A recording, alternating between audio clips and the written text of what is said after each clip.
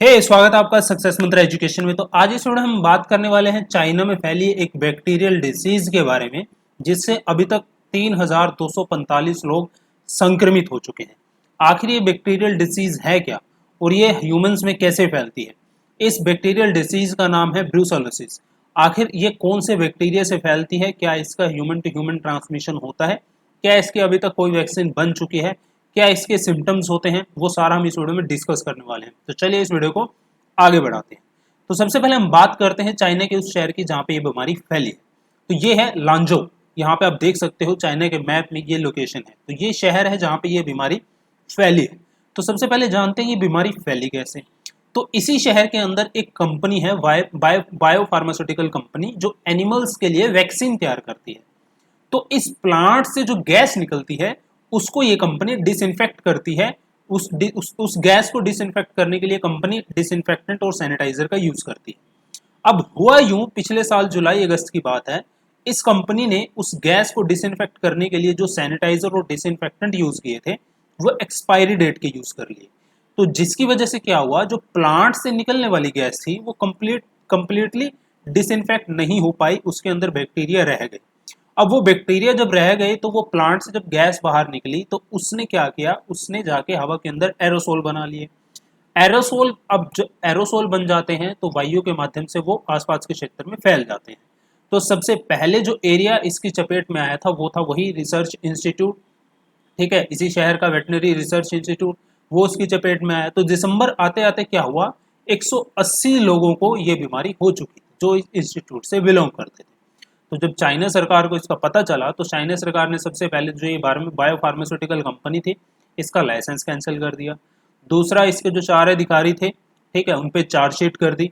और जितने भी लोग इन्फेक्ट हुए हैं, जिनका जितना उनके ऊपर मेडिकल खर्चा होगा वो सारा इस कंपनी से वसूला जाएगा।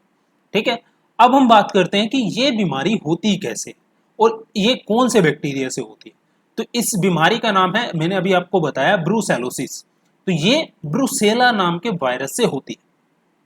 अब जानिए, ये एक एनिमल डिसीज है, ये आदमियों के अंदर नहीं होती, एक एनिमल डिसीज है। एनिमल से आदमियों के अंदर आती है। अब आप सोचेंगे कि एनिमल से आदमियों के अंदर डिसीज कैसे आती है। तो देखिए, कोई भी नॉन वेजिटेरियन व्यक्ति, ये बीमारी कैटल्स को हो सकती है। आप बीफ खाते हैं, मान लीजिए गाय को है, ठीक है, तो जब आप रो मीट खा लेते हैं या कोई ऐसा मीट खा लेते हैं जिसमें, या कोई ऐसे पशु का मीट खा लेते हैं जो इससे इन्फेक्टेड है, तो ये सीधा सीधा आपके अंदर चली जाती है। अब हम बात करते हैं क्या इसका ह्यूमन टू ह्यूमन ट्रांसमिशन होता है।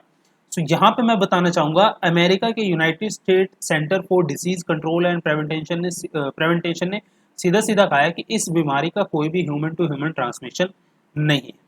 दूसरा, कि इसके क्या सिम्टम्स हो सकते हैं। अमेरिका के Center for Disease Control and Prevention के मुताबिक इस बीमारी को माल्टा फीवर तथा मेडिटेरेनियन फीवर के नाम से भी जाना जाता है। अब इसके सिम्टम्स क्या हो सकते हैं। तो यदि किसी व्यक्ति को ये बीमारी होती है तो उसको बुखार होएगा, ठीक है, उसको उसके सिर में दर्द होगा, उसको मसल पेन होगा, उसको फटीग, थकान महसूस होगी। अब यदि इस बीमारी का इलाज समय पे ना किया जाए तो क्या सिम्टम्स किस चीज का, किस बीमारी का रूप ले लेते हैं। तो यदि किसी व्यक्ति का समय रहते इस बीमारी का इलाज नहीं किया जाता, जो सिम्टम्स होते हैं वो एक गहरी बीमारी का रूप ले लेते हैं व्यक्ति के अंदर। बीमारी कौन सी हो सकती है? अर्थराइटिस, आपने सुना होगा, जोड़ों में, घुटनों में बहुत ज्यादा दर्द होता है। इसके बाद होता है आपका स्वेलिंग, हमारे जो ऑर्गन्स होते हैं बॉडी के अंदर उनमें स्वेलिंग आ जाती है। तो ये कहना है किसका, जो अमेरिका का centre for Disease Control and prevention. अब बात करते हैं चाइना में इसकी प्रेजेंट क्या स्थिति। तो चाइना की बात करें, मैं अभी आपको बता रहा था, जो ये शहर है, मैंने अभी आपको बताया था लांझो, इसकी 29 लाख की पॉपुलेशन है।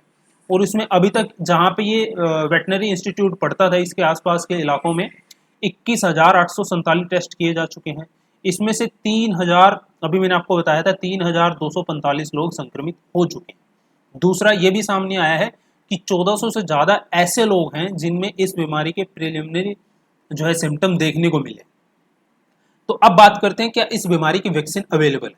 तो यहाँ पे मैं बताना चाहूँगा, इस बीमारी की वैक्सीन अवेलेबल है, इस बीमारी का इलाज है। तो ये कोई लाइलाज बीमारी नहीं है कोरोना की तरह की, इसके अभी तक कोई वैक्सीन नहीं मिल पाई है। और ये कोई पहला केस नहीं है कि चाइना में ये बीमारी आज ही फैली है। 1980 से लेके आज तक इसके केस जो है सामने आ रहे हैं। यहाँ नहीं, चाइना में ही नहीं, इसके केस आपको यूएसए में भी देखने को मिलेंगे, बहुत सारी ऐसी कंट्रियां हैं जहाँ पे आपका नॉनवेज फूड खाया जाता है, तो वहाँ पे इसकी ये बीमारी हमें देखने को मिलती है और इसका इलाज संभव है।